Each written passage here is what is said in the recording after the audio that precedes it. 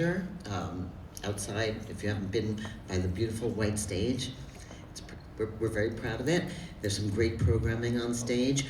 But I'm really excited to introduce this panel without our speaker because do you remember that Clinton, when he did the election thing, when he just spoke to the empty chair? That's right. So I also ran CES's trade conferences for many years. I came out of publishing, and I will tell you that when you come to a show like Toyfair or like CES or like E3, you're there in a moment in time, and sometimes you forget to see history. And history is super creative, and it's also, people don't change. The things kids loved when you were kids are the things that kids love today. And both Tom Kalinske, who is a longtime Toy Association active participant and has a storied past in many different gaming endeavors, and Nolan have just continued to create and innovate and explore and bring joy to kids and their families all over. So I asked Val Vacante from Collabsco, who does a lot in the toy industry, if she would bring Tom and Nolan together, and Tom would introduce Nolan, who's still not here. But I think what we're going to do until he walks in the door is talk about him. No, we're going to talk to each other. And I'm going to turn it over to you, Val, and I'm going to leave Nolan in his empty chair. Okay. He's with us in spirit at the moment. Hi, everyone. Thanks so much for taking time out of Toyfair to join us. As Robin mentioned, I'm Valerie Vacante, founder of Collabsco. We really work with uncovering innovation, new trends, and really pairing up, collaborative teams all around the world. And today I am very excited and honored to be visiting with Tom and Nolan both. And we're gonna kind of kick it off with Tom and I just having a chat about some of his experiences, because Tom has seen the future throughout his career and helped shape it. So yeah, I guess we'll just start there. Did you want to introduce? Great. Well, and by the way, I've known Nolan a long, long time, and he likes to be late. Right on cue. Not really. Perfect entrance, Nolan. That's perfect. Yes, we did the Let's Talk About Nolan while he's not here. Oh my goodness. I guess we don't need to talk about him now. I got lost. Me too. And I've Me been too. here, this is my 49th Toyfair, and I got lost again. Okay.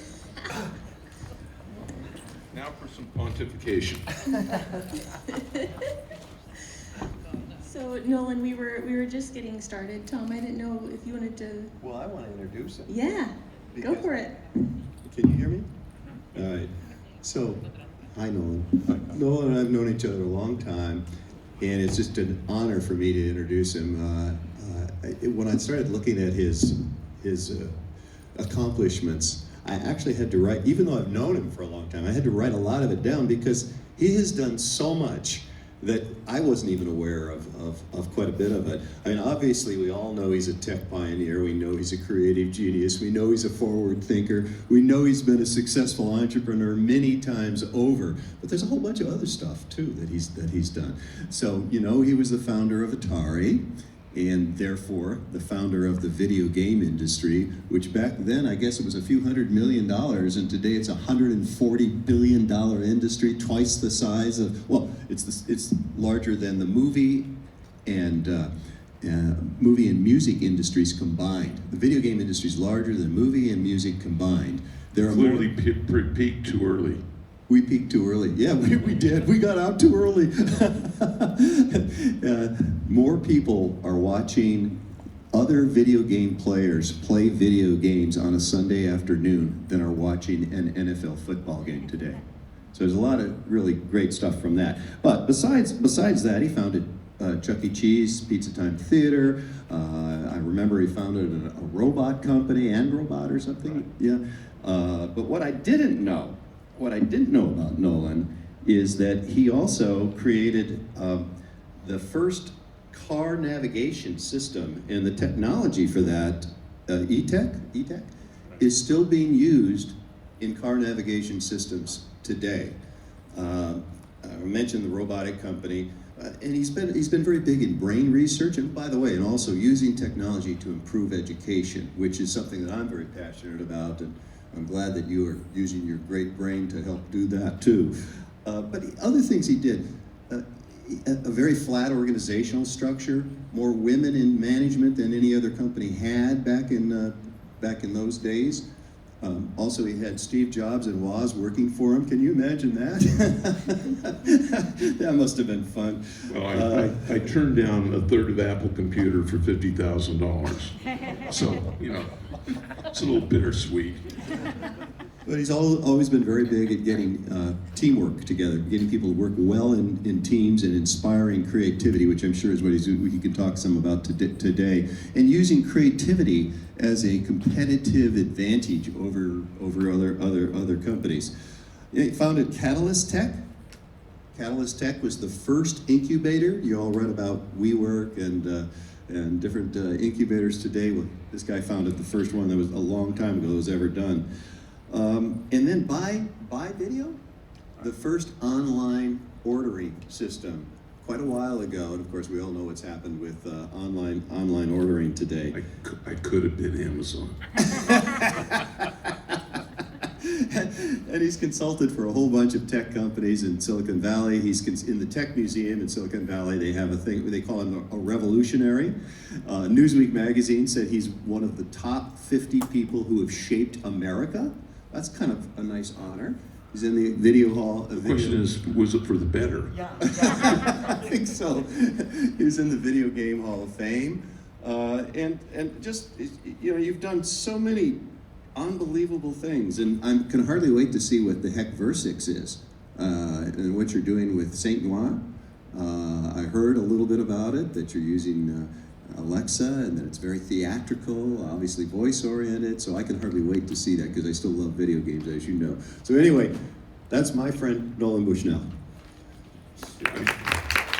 Tom and I, we met when he stepped on my hand when I was crawling out of a bar one night. And no, Tom and I actually tried to buy Atari back. We did. We tried to buy Atari back years ago. That failed. Well, that's because the people who owned it at the time, they were from France, and they had most of their friends on the board who were making big salaries, and they just didn't want to give it up, even though Nolan could have run it a heck of a lot better than they were, and he pointed that out to him, which I think might have offended him a little bit. I tend to be offensive. Well, I'm just gonna jump in here, and obviously the common theme of the conversation is both of you guys in different aspects of your career have pioneered the future. Nolan, I think one of the common themes that yourself and I have talked about, and Nancy, is you always being ahead of your time, and timing kind of being everything. So I guess we'll just start way back with Atari and tell us about your vision that you had there and how you got things going, and any Atari starter stories. Well, what a lot of people don't realize is that Pong was actually my second game. And one of the curses of the engineering mind is that you think that complexity is going to be rewarded by the public. And I started out with computer space, which was actually kind of a technical tour de force. And it was okay, but you know, it wasn't considered a big hit. And then we did Pong, which compared to computer space was a dawdle, you know? And that it just took off. But it was so simple that anybody with a garage shop could knock it off, and they did.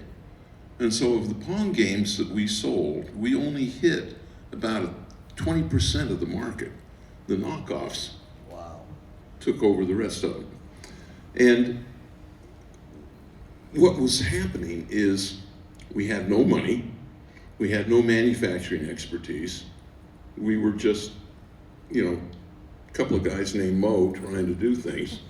And all the rest of the companies were better capitalized, had better relationships with distribution. So we had one tool. We had to outcreate them. And so creativity turned out to be the linchpin of being able to end up with a 97% market share 5 years later. And so it really gave me a very, very strong love and respect for innovation. And I think that has been sort of the watchword. Now, there are two kinds of innovations. There's the innovation of science projects, where you're really looking at the world and doing great tech. But I like to be the metaphorical poet. And the metaphorical poet was to interpret the gods for the masses. And so I've said, I want to be the metaphorical poet that translates technology to the masses. And so I look for technologies that are really cool, but are not mainstream, but then can be adapted to things that become mainstream. And I think that's been kind of the key. Whenever I've tried to do a science project, like Androbot, I lost a lot of money on the robotics business because it was a science project and so much of the tech had not been developed yet. And that's you being ahead of your time and that kind of Yeah, doing. and so that is kind of where I've kind of looked and said, what does Nolan Bushnell work on? And that's kind of why I wanted to get involved in the smart speaker world. And the smart speaker world is really AI, but there's also a very interesting cultural thing going on. Board games, by their nature, are social. Video games, by their nature, are isolating. I mean, playing with 1 million other people in your basement in your underwear is not social. You know, but board games are. And so what I wanted to do, and I've always felt that the interesting things in the world happen at collision points. When tectonic plates hit each other, that's where the earthquakes and the volcanoes are. And so I said to myself, what if we were to collide board games and video games? Take the best, and it couldn't be screens, because when you're focusing on a screen, even if you're around a table, it tends to be more isolating. So it had to be audio. And the next phase was, how can we get rid of the friction in a board game? And how can we enhance the experience? And so, how many board games have you seen that have had a little, sand timer, an hourglass timer? That's really a crappy timer. And Alexa is a really, really good timer. Alexa can throw a 7-sided dice. It can keep track of things. It can provide sound effects and music. But more than that, it can now do a artificial NPC, non-playing character, a synthetic character that can add to the fun. And so that's kind of the view from 10,000 feet of what we're trying to do at Virsix. And we started out with the tour de force. We won some rewards and everything with St. Noir. But it's a tough game. It was aimed at young adults. And so this year we're doing a bunch of things aimed at kids and learning. And we think that we can fundamentally change the world again. And that's what we're Where can you find them? How do we find the games? Where do we go? St. Noir is available on Amazon right now. And our other games will probably will not be out until probably middle third quarter. And we're also working with a few of the other big game companies and doing some things for them, and looking kind of forward to all the weird stuff on our future. And it's really exciting what's happening with Virsix right now is basically, St. Noir, as Nolan mentioned, is really targeted towards young adults and really getting people playing in new ways. What's really exciting though with Virsix, it's really that idea of what Nolan was saying of kind of remixing different technologies together for that new ways to play. And so it is, it's not just voice, right? So some of the things Virsix are experimenting with are machine learning, right? And recognition and different, machine learning, we talk about AI, also augmented reality. We're talking about some of that with some of the board game experiences. I'm not gonna try and give away too much because we can't really talk about the portfolio. But those are some of the things that are being experimented right now. I know with Nolan and Zay and really a range of ages. Nolan talked about learning, so again, not giving too much away, but you'll start seeing things exploring languages, exploring putting kind of fun first. I think as when we're designing games, at least in my experience, and I'd love to know your take from being at Leapfrog in education. For me, the best experiences are really starting with that fun first and then adding those sort of layers of learning, whereas I think kids know whenever you go learning first and then try and add a character to it, or try and it's like you're trying too hard and they get it and they can see through it. So But we also believe in creepy, and think about a board game that you play in the dark. And it's a little scary, a little weird. I like weird. Tom, what are you up to? Well, I'm actually a little bit back in the video game business. I'm chairman of a company called Mixed Dimensions, and we like to talk about bits to atoms. So we have a technology, as you know, people now create their own character in a lot of video games. They personalize it, they decide what uniform he's going to have on, what weapons he's going to have. With our technology, you can click on that character and we will 3D print you a very high quality replica of that character in full color. It looks like a piece of artwork, frankly. So you now have on your desk or in your bedroom a character that you used to only see on a screen. Now you have a physical form of it. And we can do that with spaceships or characters or vehicles or what have you. I want some of those. Yeah, it's really cool actually. I mean, and you remember the old Invisible Man product when we were young? Oh, absolutely. Yeah, we can also print transparent, and we did a thing on Kickstarter where we print for schools mainly. We printed an Invisible Men about 12 inches high, showing all of the bone structures and organs inside of the body.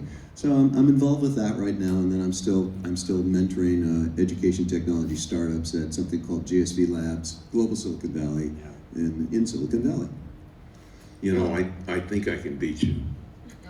I think I can sell a totally invisible man for a lot of money.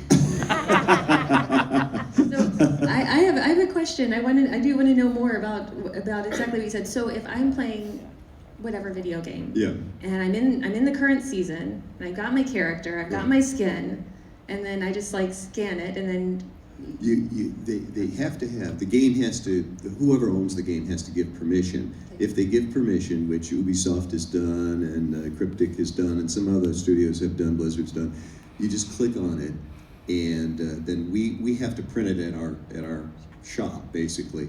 We have these machines that print are from Mimaki in Japan. They're 250 grand a piece, so they're not something you can have in your home very easily.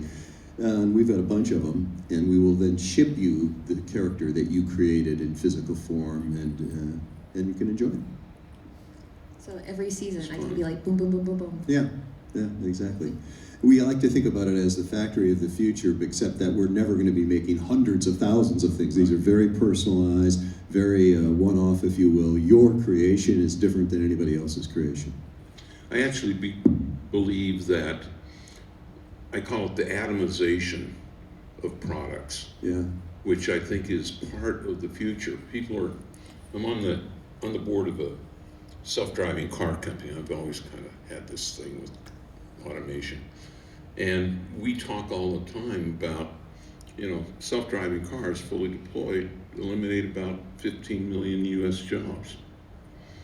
And it's not just the drivers, it's, auto body shops and insurance adjusters and traffic cops, and there's a lot of things, parking lot attendants. And so the question is, what's the nature of work? And I actually think that's a thread in which we atomize and things become important for their uniqueness. Yes. Yes. And what's the atomization of farming? It's farmers markets as opposed to factory farms. And you see that growing exponentially in terms of what's happening. I mean, I think my wife hasn't bought things from a grocery store for years, yeah. And that's not typical for the rest of the nation. It's very typical in California right now. Oh yeah, very, very much so. And I want to talk about, you talked about the different technologies kind of inspiring other innovations, and you talked about self-driving cars, but let's rewind it back. You had mentioned Nolan's work with ETAC. Mm-hmm. One of the things that I think is interesting when I look in kind of the archives or some of the work with ETAC, it's just so interesting. If you guys haven't seen it, you can really tell that you've taken the video game inspiration and how that's fed into there. Can you tell us a little bit? ETAC was actually really funny. I wrote the business plan at 4 a.m. over the chart table in the middle of the Pacific. And to put it in context, you could get a sat nav. This was before GPS, but you could only get a fix once every 24 hours. It was a really dumb satellite, and it used Doppler and that sort of stuff. And so what we always want to do then is do dead reckoning from the point of an absolute fix, latitude, longitude, to make sure that you knew approximately where the boat was going to be in case you hit something and you were going to sink really quickly. And so we were doing that, and we said, boy, this would be really easy to do if we didn't have all this squishy stuff under us. And then we said, this would be really easy to do in a car. And so we got through, we were doing a race from Newport to Hawaii. And I thought, and my one of the guys that was on the boat that was SRI, a guy named Stan Nunny, who was really, really a clever fellow and a good navigator. And I said, hey, let's start an automobile navigation company when we get off. And we did. I love that you were on a boat to talk about cars, to start a car automotive tracker. One of the things, actually, and ETAC came out of Catalyst Technologies, right? And so tell us, as we're seeing more startups come on the scene in the toy and game areas, and really that idea of incubators, accelerators, and all of that being popular now, I mean, that's kind of what you were doing. So I guess share with us a little bit about Catalyst Technologies and some of your philosophy behind it. The idea was to fund a company with a key. And the key would open a door, and on the desk there would be a pile of papers. The entrepreneur would sign his name or her name, 15 times. The bank account would be set up, the books would be set up, the health insurance, all the regulation, and they could be working on their project that afternoon. Whereas a typical startup, from the time the money comes in, it's a month before you get all the stuff going. And we felt that a startup doesn't need a CFO. It doesn't need a lot of people, because at that time you can use maybe 1/10 of a person. You know, it's very hard to hire 1/10 of a person. So the idea was that we'd aggregate some of the early issues of a company and gain the speed as well as the efficiency. And it really worked, kinda. And the issue is that good companies thrive and leave. Bad companies fester and stay. and you know, there's no failing company that can't be fixed with a little more time and a little more money. And that's what, I'm at GSV Labs now. They've taken your idea, but they've added the time element to it.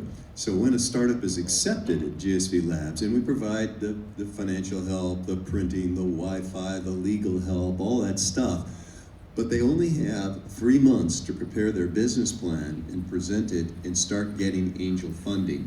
And assuming that once they get angel funding, it'll actually happen and they'll get further funding after that.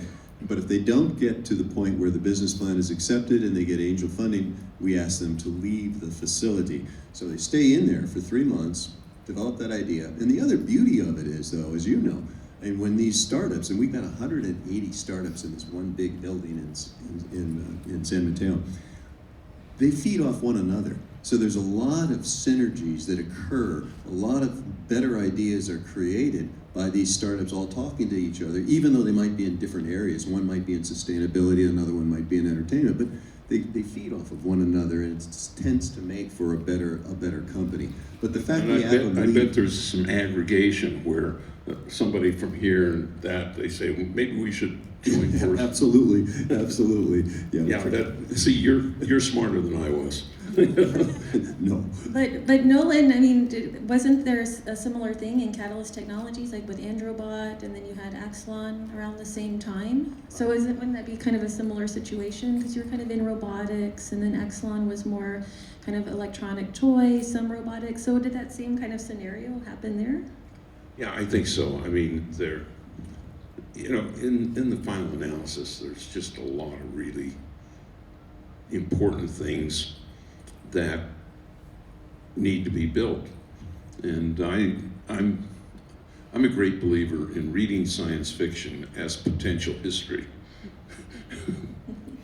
You know, all the ideas come out of the pages of science fiction. All you have to do is execute them.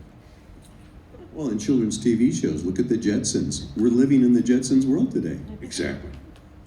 I mean, stop to think about where we've come in 20 years and try to extrapolate where we'll be in 20 years from now. It's frightening and exciting.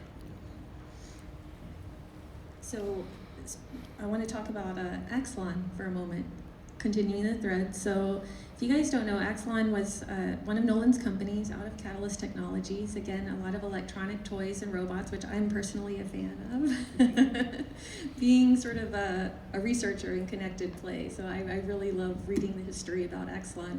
But tell us the success story that came out of that. That obviously started in Catalyst Technologies. Well, Axelon, there was a piece of technology that a lot of people didn't focus on, but it was really the dawn of the single chip micro. And you could get a really pretty powerful, I mean, nothing like you can get today, but you could get a pretty powerful single chip micro for 80 cents. And so all of a sudden, pretty smart toys were possible.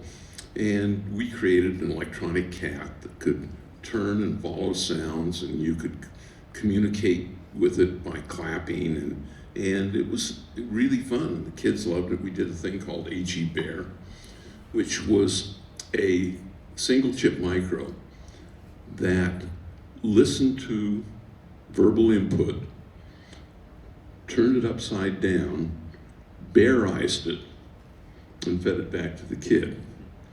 And so you'd say, G-A-G, I love you. And he'd come back and he'd say, mm-hmm.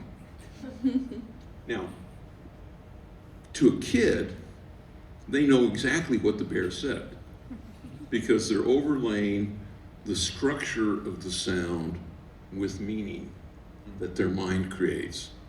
And it was one of those things that was just very, very successful. One of the characteristics that we never expected, but a lot of people in rest homes, things like that, that were maybe cognitively impaired in their later age, AG became their very best friend.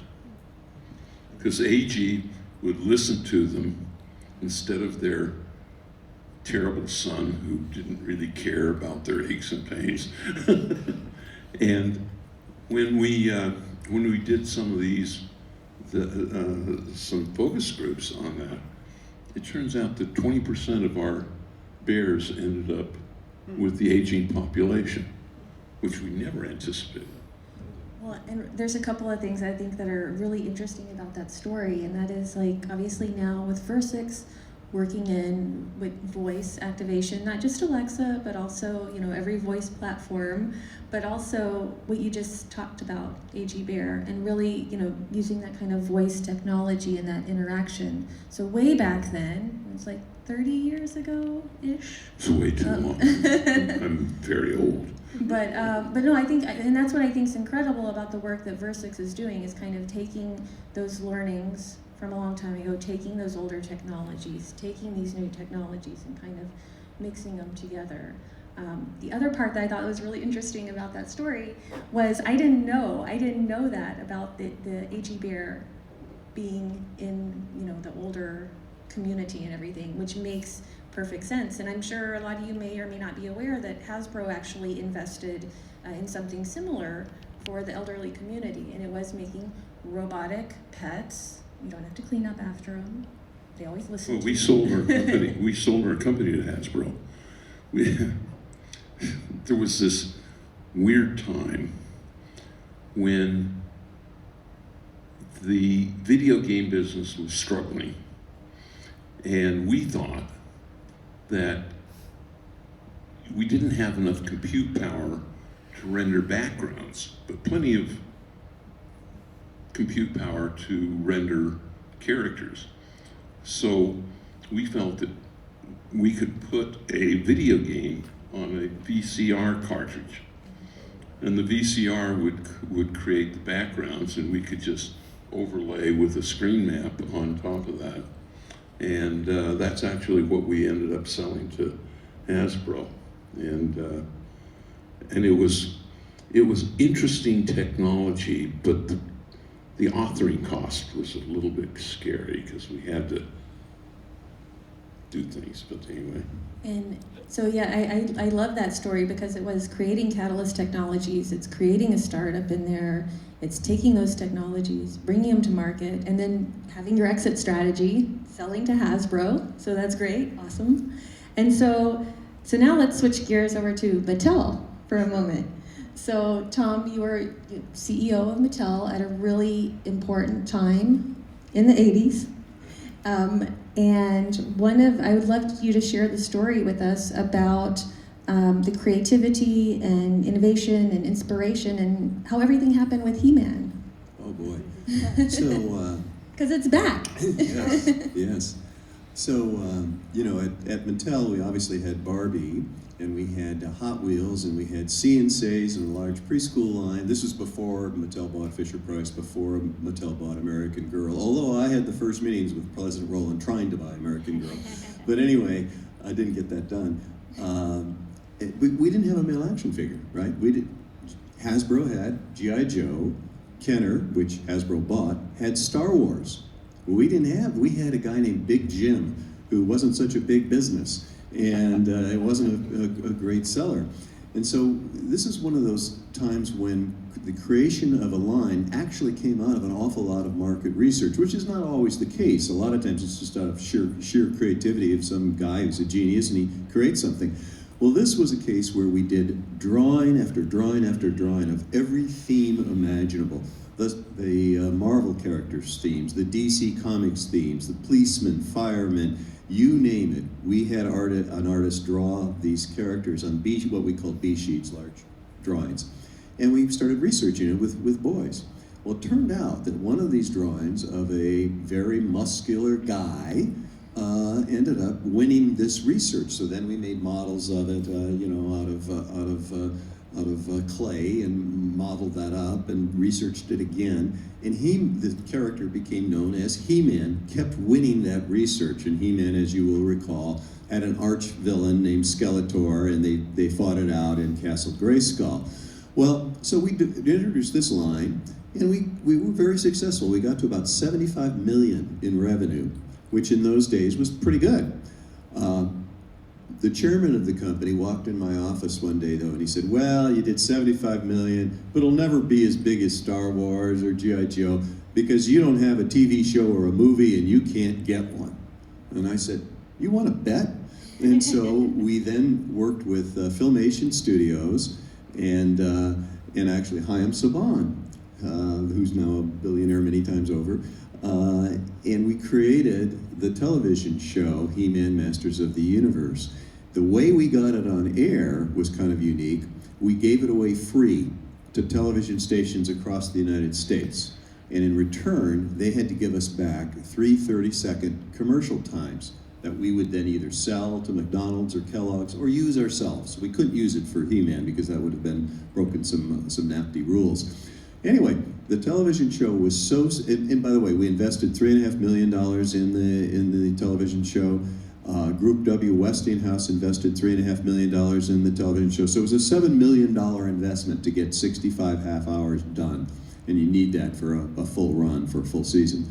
Well, the show was so successful, we ended up making a profit off of the television show advertising time that we sold to McDonald's and Kellogg's and General Foods and other people. And that was never anticipated. And obviously having the show on air, Peggy Charon, rest her soul, used to say, oh, it's a 30-minute commercial. We, of course, denied that. We said, no, this is life lessons we're teaching. We're teaching right, good versus evil. Anyway, the business grew to $750 million. And so it sort of explained how He-Man Masters of the Universe became so successful. And then, of course, his sister, She-Ra, came out of that show, and we did another whole series of shows on She-Ra, Princess of Power. But it all came out of really marketing research and then the challenge, can you get a television show done or not? Great. No, I think Solve problems one at a time. Right. well, it's interesting that, I mean, similarly to how, Nolan, what you did with Axelon and what you did with Catalyst, similarly what you've done, with He-Man and She-Ra, we're seeing that same kind of pattern now, right? When you talk about reinventing entertainment, I mean, Mattel now being an entertainment company, right? And really trying to connect those entertainment experiences with the toy experiences. And so you saw the future 30 years ago as well. Well, they've taken it to a new extreme now. I think they're really going to try to get every one of their brands on television or in a movie, and I applaud the effort because we are in an entertainment business. We are enriching the lives of children and families. I'm very pleased that you may have noticed that the Sonic the Hedgehog movie was the hit movie last week, or still is, and it's based obviously on the video game character that we created at Sega, and it's the first time, I think, since the original Pokemon that a video game character has resulted in a successful movie. There have been a whole lot of video game characters that were translated to movies that failed. Well, this one's been very, very successful. The box office was over 100 million last weekend. Well, one of the things I'm really excited about talking with both of you gentlemen here is that Nolan, obviously being the pioneer of the video game industry with Atari, and really kind of experiencing the first console wars. So, right, it was Atari and Intellivision back in 1979, 40 years ago-ish. And really, you know, if you guys haven't seen any of the commercials or anything, I mean, you guys, your marketing was just hitting it back and forth with each other, you know. So, Well, I have to back off on that a little bit, because most of the wars, the console wars, happened after I sold Atari.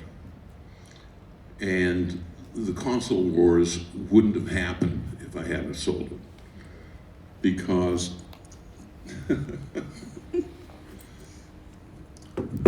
I really believe in dirty tricks. And when, in order to build a console game, you needed a microprocessor, but then you needed a custom chip, which was used in-channel technology.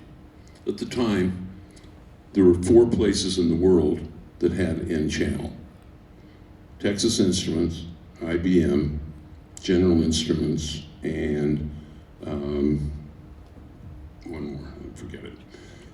So what I went out and I tied up on an exclusive basis everybody except IBM, and IBM didn't want to talk to me. So that in those days it took about a year, if not more, to do a generation. And you could always find something wrong with it, so you had to modify it to get another gen. So I basically tied up the total possibility of anybody ever competing with me. Well, after I sold to Warner, they put a guy named Ray Kassar, who was in the rag business, and he didn't know tech from tofu, and he looked at me having tied up, 3 different things for the next generation. He says, "We only need one of them. Let's just get the best and get rid of these others. It'll save us $50,000 a year." And so he did that. One went to Mattel, one went to Bally, and the other one went to something, I don't know. Anyway, so all of a sudden, I created all our competition serendipitously. But I could have definitely held everybody out of the market for another 2 years. I love that. Dirty tricks. But it goes to, again, you seeing the future, right? So you completely prepared, covered everything, sold, and then... but I wanted to bring up the console wars, obviously, because you're both here. Atari, and then we have Sega. So Sega. Well, Sega won against Nintendo. Yes. Nintendo was the 90-pound gorilla at the time, and you guys rocked. We did dirty tricks too. That was part of the way we won. There was one CES where we got wind that Nintendo was going to lower the price on their console, and that was going to hurt us obviously quite a bit at Sega. So we worked all night. Team worked all night, and we found a printer that printed new price lists. We printed the front page of fake newspapers, LA Times newspapers, with Sega drops price, and we put it under the doors of every buyer's hotel room in Los Angeles. So that morning, before Nintendo could announce their price reduction, we had already announced our price reduction, and therefore it looked like, once again, Nintendo was just copying us. And See, that's good stuff. that was good. It was a lot of fun. Well, I guess tell us, so that was an amazing story. I'm picturing Oh, yeah. but I mean, tell us a little bit about your experience at Sega, just like from start to. Well, I was tracked down by this CEO from Japan to come run Sega of America, and initially I thought he was crazy. Why would I want to do this? Take on He was crazy. He was crazy, yes. But why would I want to take on the 90-pound gorilla? Nintendo had 95% share of the market, so taking them on was going to be a very formidable task. But when I went back to Japan and I saw 16-bit technology versus 8-bit Nintendo technology, That blew me away. And I remember, I had only known in television technology, what do you want to call that? 2-bit technology. So the leap for me, from what I had known video games to be to 16-bit, was very dramatic. It was overwhelming, and I was so impressed by it. And then I was so impressed by what you could do with the technology, how involving the games were and could become, how good sports games could become. Of course, now you can't tell the difference between a football game and a real football game on TV. It's so good. But back then, what I saw was dramatically different, and it gave me the courage to take on this role. But I said to the CEO of Sega Japan that you have to let me do it the American way. We have to sign up American licenses. We're going to develop more sports games in the United States. We're going to have sports characters running our games, or our stars of our games, like Joe Montana, and of course EA had Madden football, and we had Tommy Lasorda baseball, and Mario Lemieux hockey, and all this stuff. We're going to take them on through sports, American licenses, and we're going to make fun of Nintendo in our advertising. We're going to position them as the little kid system. We're going to be the big adult system. We're going to target teenagers and college-age students. We had a college kid on every campus in America. We sent him Sega hardware, Genesis hardware, and video games every day, and all he had to do was walk around campus, go to a different dorm or fraternity, and play the video games. And so this was kind of our underground way of marketing. Anyway, the chairman of Sega did not want to do this, and he literally started to leave the boardroom when I had presented my ideas on what we were going to do against Nintendo. And he turned at the door and he said, well, when I hired you, I said you could do it your way in America, so go ahead and do this stuff. And of course we did, and it was very, very successful. And to my amazement, the book Console Wars was written about that battle. And by the way, the movie is premiering at South by Southwest in 2 weeks, March 16th. So it was really a fun time for me, a fun experience. Helped start, he built the video game business. I kind of took it up a little bit more, and today we all, as I said earlier, it's just an enormous business, much bigger than any of us had ever thought it could be. I want to talk a little bit about my most successful products. I have 8 children, and right now, We have a football team between us. Exactly. And so, right now, my oldest son has a micro amusement park in downtown LA, 50,000 square feet of the most mind-bending game you can ever play. My youngest son has built 3 of the attractions that are the highest earning in the place. My second son has a console system that is like for coin-op, and I have a software programmer and a laser OpenGL programmer, and that's the true legacy. And I just want to be really, really proud of them. Oh, and I've got 3 daughters. None of them wanted to do anything in the game business, with the exception of PR and managing the money. Very wise. And yeah, so you talked about a football team. It's like a mini company that you have. You got PR, marketing covered. You got development, design, location-based entertainment. Location-based entertainment. It's great. So go to 2-Bit Circus if you're in LA, and you'll have a ball. Has anybody been there? Oh, okay. Excellent. You like it? Oh, we play our games there. We beta tested with Brett. Oh, cool. Super fun. Well, you know, Wyatt did King of the Road and Battle Bowling, and he actually did the Space Squad. So. Cool. Well, I think we're almost out of time. Anything else that you guys want to add or leave anybody with? Anything we need to see and look ahead for? Keep playing. Have fun. I mean, one of the things about the businesses that we're in, we're like little honeybees, in which we're creating happiness wherever we pollinate. Well, I think it's more than just the kids too. I mean, we really have created experiences that families have really enjoyed and brought families together. And I think that's a really important thing that you have done all your whole life. And I've tried to follow in your footsteps. Well, you know, that was really the genesis for Chucky Cheese. Yeah.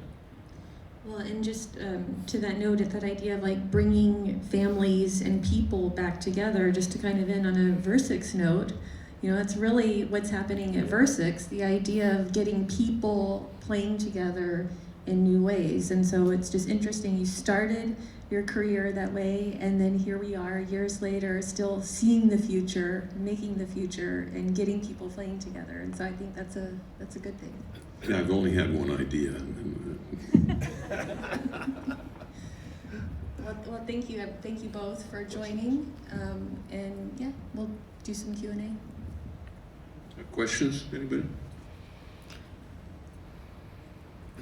Hey Nolan, Ed Miller. Hi, Ed.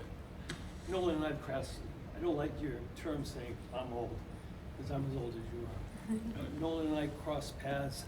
We ended up licensing Nolan the Space Invaders Right. for his console. And about 4 buttons you hit on here. One, I formed a board game company 30 years ago, and we're at the show R&R Games, and that was one of my fun things. And the reason for that, it does bring people together. It is social, whereas the video games sort of isolates and separates. And if we understand what's going on in this country today, we need people coming together, not going apart. The next thing is you talk about the, I don't know if you said molecularization or the atoms. But for me, it's all nanoparticles. I'm doing a lot of things with nanoparticles. The other button is augmented reality. Okay, we feel we have the best optic system. I'm involved with that company and advising them. And it's the augmented reality system that doesn't cause nausea, it doesn't get tired, and it's the closest thing to operating the way that your eyes operate. There's a few others, and I haven't been to your kid's place in LA. I've got a couple kids out there, so you've probably been to my son's restaurant, Nice Guy, out there. Anyway. Well, you know, they're going to have 3 more next year. Are they? Yeah. I'll stop by my next trip. I also flipped over and used a lot of the video game technology for medical devices. You know, I think we did the first portable ultrasound. And now we're using the nanoparticles, hopefully to solve the problem of Alzheimer's.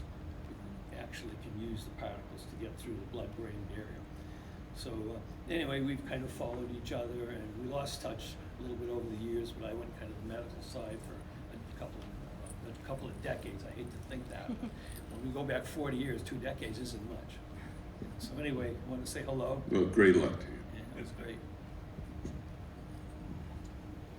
I forget about Alzheimer's. Good. This lady. Hi, I'm Anna. I am a researcher and been past in the last 5 years of my life studying technology for toys and games. And as all researchers, we like when we find problems. And this field, that category in toys, it's very problematic in many senses. So I'd like to ask you about 2 things. The nature of these toys combining with games, they come from different entertainment sectors, right? And many companies sometimes don't have know-how to develop when you're a digital company and you're trying to go into toy industry and doing physical play and creating experiences that are more sociable. And on the other hand, you have high-tech companies who are trying to create connected applications, introducing physical objects into these games. And integrating those experiences is pretty hard. We've been seeing a lot of things that sometimes don't make any sense. And other big thing is, once the toys start being inserted in digital games, they start collecting information from people, and we have a lot of privacy and security issues too. So I would like to ask you, as you're founding and your company, which I'm really looking forward to pay attention to the games that we'll be launching on, using audio input and other things. How do you think you as a company, with your for the industry in general, we could address those issues. Because I believe if we can overcome this industry can grow more.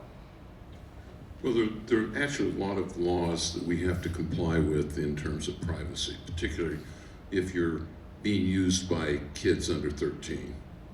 And a lot of times you want to collect data, but you want to depersonalize it.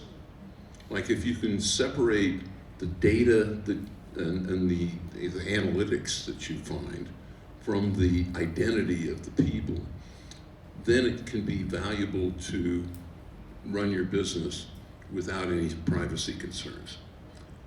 Unfortunately, in today's world, I tell my wife, and she's always worried about privacy, and I say, forget about it, it's so gone.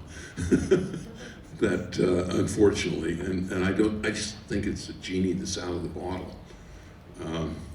You know, when you do some web searches and then on a particular product, and all of a sudden you're hit with every day with the things for the next little while. I feel like Google has taken that away from us forever. Anyway, I think one of the issues that going forward that we have to be cognizant of is how do we empower stereotypes with our kids? Like how do we empower young girls to program? How do we empower people to follow their dreams and to take some risks? I mean, risk-taking is going to be very, very much more important in the future of societies than it is now. And I believe that we have so much safety built into our world that kids grow up without this feeling of I can take a risk and prevail. If you're never challenged, you don't develop those skills, those scabs, those calluses. And I feel like we need to let our kids fail, and we need to, let them try and fail so that they develop a risk-taking culture. And I feel like so much of helicopter parents and that right now are actually destroying the lifeblood of what is necessary for the skills of the future. This is one of my little hobby horses, in case you can't tell. Risk-taking and having the confidence to say, I can risk and I can recover. That's character. That's strength that you have in your kids. And I can remember the first fight. No, it wasn't the first fight, but it was a fight when I had my 4-year-old son and I gave him a hot glue gun. and my wife said, he's gonna burn himself. I said, of course he is. But then he's gonna learn not to. Well, that's the beauty of games too. Is you always are failing when you're playing a game, and then you're learning from it and you're redoing it. So it does encourage the risk taking and finding new ways of solving problems, what have you. So I think that is one of the good things that we do in our, whether it's board games or physical games or even video games, that does encourage risk taking. Yeah, just to both of you, first I want to say thank you. I don't know if you guys, I'm sure you hear it all the time, but you guys really have sort of shaped generations of people through your products. And my question is along those lines, have you, when you're creating something, does it ever hit you that, hey, this is going to be something big, or this has staying power? Or is the staying power still just one of those unicorns that sometimes it works and sometimes it doesn't, and you have no idea when you're in the midst of it? I always believe I'm going to conquer the world. One of my favorite toy industry stories goes back to when a guy named Bernie Loomis was running Kenner Toys, and I was president of Mattel at the time. And I went through their showroom, the Kenner showroom, and he showed me this thing called the Yellow Submarine line of toys, which was based on the Beatles song and movie. And then he said, and then we got this other thing here from a movie called Star Wars. I don't really think it's going to be that successful, but I'm really confident of Yellow Submarine. I think he was wrong. My point is, you don't know. Oftentimes you don't know. Something comes out of nowhere and it's wildly successful, much more successful than you ever thought it would be as a toy inventor. Yeah, and success very often comes from the cutting room floor. Yeah, off the wall stuff. Yeah, things you return to years later. I'm seeing a lot of that right now. So I run an immersive innovation lab at University of Texas, and we're exploring smart homes right now. So I played with your game, with your Virsix game, and I'm curious if like the next extension, you know, the key is that we're looking at the new screen is no screen at all, right? Mm-hmm. And that's the shape of our storytelling. But what about tangible now in our physical space, or the lighting? Like, have you started exploring beyond sound how our story can be immersed in our physical space with Alexa? We just had a meeting a week and a half ago. We've got a game that's creepy. Yeah. And we really want to play it in the dark. But, you know, what would be better is if we could control the flashing of the lights, and maybe have some of it be a little green and maybe a little bit blue and various things. And, you know, of course, the Echo environment has all those things, but integrating them together is really probably more than people can do from a mass market standpoint. I mean, geeks like me, you know, I have all kinds of stuff around. And did you know that my wife believes that I'm having an affair with Alexa? Because she pays attention to me much more than my wife, and she doesn't like it. Switch to Google Home, it's a male voice. Well, the thing that's really fun, and one of the things that I think is coming, after living with a quasi-smart home, you know, I go around and turn lights on and off and things like that.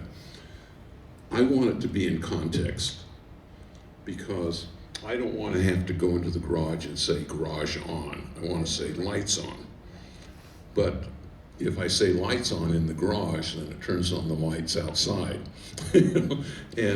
And so putting context into your command structure would make it much more intuitive. So work on that for me. I know, I'm thinking like I have to like wear some sort of sensor on me for context. Okay. Can I ask one more question in regards to your 3D printing work Yes. that you're working on?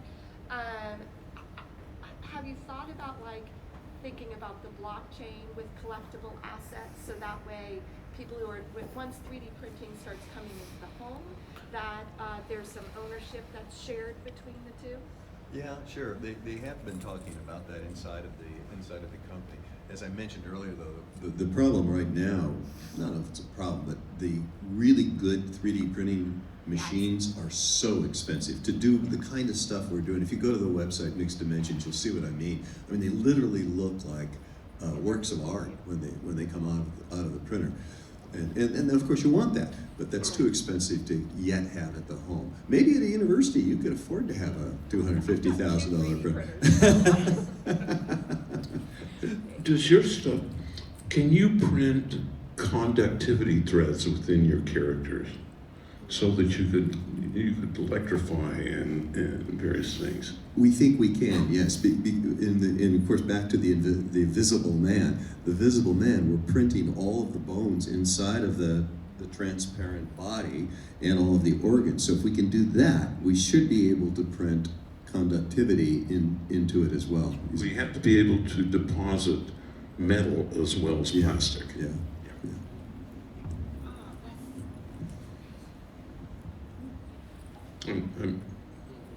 That's cool. That gentleman right there. Can you touch on Chucky Cheese real quick? Just like the Where did the name come from, and where did the mascot come from? How did you go about making a mouse cool? I didn't understand. He said, tell him a little about Chucky Cheese and the mascot, and where did the mouse come from? The name. Okay. Do you want the short story or the long story? I wanted to have a character for Chucky Cheese, and I thought I wanted a coyote. And so the project started out as Coyote Pizza. And I went to the IAAPA, the amusement park show, and they had a group that was selling walk-around costumes. And I said, that's Wile E. Coyote. I bought one, had it shipped back to the plant, because I didn't have any sculptors. I had a lot of engineers, but no sculptors. So I thought, well, let's kick that can down the road a little bit. I'll just use this walk-around costume. We'll animate it. And I got back and I said, how's the coyote coming? He says, what coyote? I said, well, that costume I sent you. He says, it's not a coyote, it's a rat. I says, how do you know? He says, well, it's got a big pink tail for one thing.